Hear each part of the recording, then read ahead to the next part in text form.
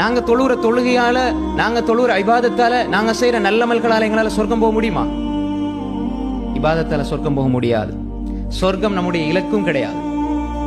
அல்லாஹுடைய திருப்பொருத்தம், அன்புதான் இலக்கு. அதை வச்சுதான் நல்லா சொர்க்க தருவான்.